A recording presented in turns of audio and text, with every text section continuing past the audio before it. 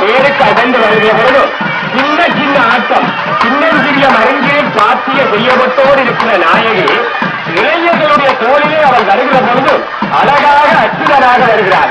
அவள் மெல்ல மெல்ல ஆடி அசைந்து வருவதுதான் அழகு. அவள் அழகுக்கு ஒருவரும் ஒவ்வாத வள்ளி அல்லவா? அந்த அழகுக்கு ஒவ்வாத வள்ளியை நாங்கள் அழகாக ஆடிக்கொண்டு வர வேண்டும். மெல்ல மெல்ல இப்படி ஆடி வருவதுதான் பெருக்கம். ஒரு ஆலயத்திலே தேர்ச்சிகளா நடைபெறுகிறது, பீடத்திலே சுவாமி வருகிறது என்று சொன்னால் அவள் அங்கே மெல்ல மெல்ல ஆடி வருகின்ற அற்புதமான சிறப்பைத்தான் நாங்கள் ஆலயத்திலே பார்க்கிறோம்.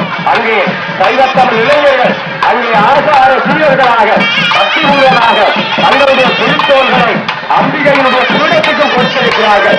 மலைகள் என வளர்ந்த திருத்தோள்கள் இப்பொழுது மலையரசியை சுமந்து வருகின்ற அந்த கண்கொள்ளா காட்சியை நாங்கள் பார்க்கிறோம்.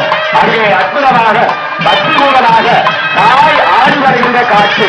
எங்களுடைய அன்னை பட்டுடுத்த நாயகி சுந்தர திருக்கரத்திலே சூலத்தை எழுதியவள் அந்த சுந்தர வள்ளி இப்பொழுது அந்த கம்பீரமான திராவிட முகமத்திர திருப்பேரிலே ஆடி அசைந்து வருகின்ற காட்சி.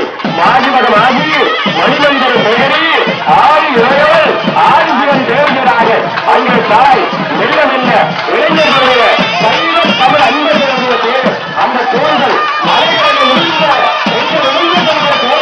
அவன் ஒழிப்பதும் தாங்கியவராக ஒளிவந்து உள்ளத்தின் அறிவு சக்தியாக ஒளிவந்தும் மாநிலங்கள் செல்வத்தின் தேவையாக உயிரிழந்த நிலைவாக முத்தாரி தந்தை மூலம் ஒளிவந்த செல்வோட சேவைகளை அங்கே ஆவணர்கின்ற காட்சி.